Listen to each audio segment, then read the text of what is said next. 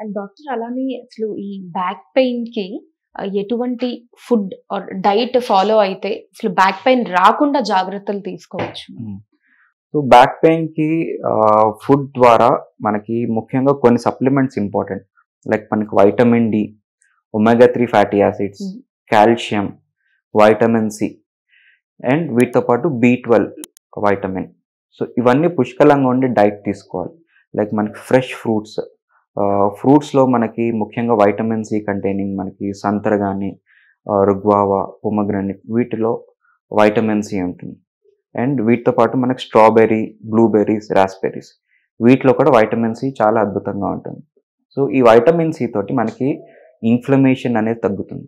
ఎప్పుడైనా ఇన్ఫ్లమేషన్, వాపు ఉంటేనే మనకి పెయిన్ అనే సిగ్నల్స్ కాజ్ చేస్తూ ఉంటాయి. సో ఈ యాంటీ ఇన్ఫ్లమేషన్ ద్వారా మనకి పెయిన్ని కంట్రోల్ చేసుకోవచ్చు. అండ్ వీటితో పాటు వైటమిన్ డి కూడా చాలా ఇంపార్టెంట్. వైటమిన్ డి తక్కువ ఉంటే బ్యాక్ పెయిన్ ఇన్సిడెన్స్ చాలా డబుల్ అయిపోతుంది.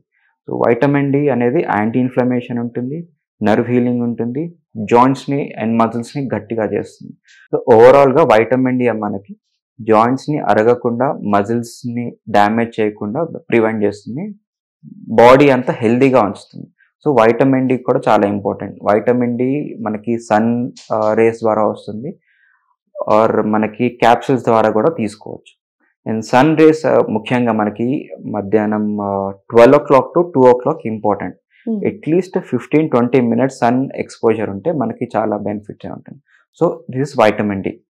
కానీ జనరల్ గా అయితే ఎర్లీ మార్నింగ్ సన్ రైస్ మంచిది అంటారు కదా. ఎర్లీ మార్నింగ్ లో మనకి అల్ట్రా వైలెట్ రేస్ అనేవి ఎగ్జాక్ట్ గా మనకి స్కిన్ లోకి పెనిట్రేట్ అవ్వవు. మన స్కిన్ లో పెనిట్రేట్ అవ్వాలంటే దట్ ఈస్ 12 to 2 ఆ wave length of ultra violet waves మనకి వస్తాయి. అప్పుడే మన బాడీలో ఉన్న కొలెస్ట్రాల్ కానీ కొవ్వు దాన్ని విటమిన్ డిగా సింథసిస్ చేసి మనకి వైటమిన్ డి లెవెల్స్ పెంచుతుంది. సో మార్నింగ్ అంత యూజ్ ఉండదు. సో మనకి చాలా మంది అనుకునే ఉంటాం మార్నింగ్ వైటమిన్ డి వస్తుందని. లేదు, టెక్స్ట్ బుక్స్లో ఏముంటుందంటే 11 to 3 అనేది. But usual 12 to 2 at least 15 minutes per day exposure ఉన్న చాలు. వైటమిన్ డి డెఫిషియన్సీ వల్ల ఆల్మోస్ట్ 80 to 90% మంది జాయింట్ పెయిన్స్ తోటి కానీ బ్యాక్ పెయిన్స్ తోటి చాలా బాధపడుతూ ఉంటారు. సైంటిఫికల్ ఎవిడెన్స్ కూడా ఉంది ఇట్లాగా వైటమిన్ డి వల్ల చాలా రకరకాలుగా పెయిన్స్ వస్తూ ఉంటాయని. సో చాలా అంత ఇంపార్టెంట్ వైటమిన్ డి. అండ్ వీటితో పాటు కాల్షియం. సో కాల్షియం కూడా మనకి బాడీలో మజిల్స్ రెగ్యులేట్ చేస్తుంది, జాయింట్స్ని దృఢంగా ఉంచుతుంది. సో కాల్షియం డైటరీ సోర్సెస్ మనకి మిల్క్ ద్వారా ఉంటుంది, చీజ్ మెటీరియల్స్ ద్వారా ఉంటుంది, అండ్ వేగన్ ఫుడ్ వాళ్ళకైతే మనకి మునగాకులో ఉంటుంది. సో ఇలాగ రకరకాలుగా మనం కాల్షియం కూడా తీసుకోవచ్చు. అండ్ వీటితో పాటు బి12 అనేది బాగా ఆకుకూరల్లో ఉంటుంది. ముఖ్యంగా మనకి స్పినాచ్ కానీ or any other green leafy వెజిటేబుల్స్లో మనకి బి12 చాలా అధికంగా ఉంటుంది. సో బి12 రోల్ ఏంటి అంటే నర్వ్ హీలింగ్ ఆర్ నర్వ్ సిగ్నలింగ్కి బాగా తోడ్పడుతుంది. సో డ్యామేజ్ అయ్యే నర్వ్కి మళ్ళీ హీలింగ్ అయ్యే కెపాసిటీ బి12 ద్వారా ఉంటుంది. సో క్రానిక్ బి12 డెఫిషియన్సీ ఉన్న వాళ్ళకి కూడా వాళ్ళకి నరాల నొప్పి లాగా సిమ్టమ్స్ ఉంటాయి. సో వాళ్ళకి బి12 అనేది బ్లడ్ టెస్ట్ చేస్తే వాళ్ళకి చాలా లో ఉంటుంది అన్నమాట. సో వాళ్ళకి ఓన్లీ బి12 కరెక్షన్ చేస్తే వాళ్ళకి బ్యాక్ పెయిన్ కానీ ఆ నరాల నొప్పి కూడా తగ్గిపోతుంది. సో అంత డిఫరెన్స్ మనకి బి12 ద్వారా ఉంటుంది. అండ్ వీటితో పాటు యాంటీ ఇన్ఫ్లమేటరీ ఫుడ్స్ ఉంటాయి. లైక్ ఆల్రెడీ ఫ్రూట్స్ డిస్కస్ చేసుకున్నాం, ఇన్ఫ్లమేషన్ తగ్గించేవి.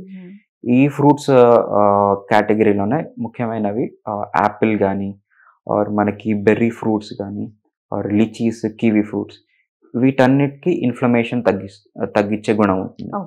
అండ్ మనకి సౌత్ ఇండియన్స్ ఎస్పెషల్లీ మన ఇళ్లలో ఉండేది పసుపు. ఈ పసుపులో కూడా చాలా యాంటీ ఇన్ఫ్లమేటరీ ప్రాపర్టీస్ ఉంటాయి. అండ్ పసుపులో ఇంకా ఇంపార్టెంట్ థింగ్ ఏంటంటే it's a pain killer. So న్యాచురల్గానే మనకి పెయిన్ నుంచి నివారణ కూడా చేస్తుంది. సో జాయింట్స్ని వాపు లేకుండా ఉంచుతుంది, జాయింట్లో ఉన్న నొప్పిని కూడా ఈ పసుపుతోటి బాగా చెక్ పెట్టవచ్చు.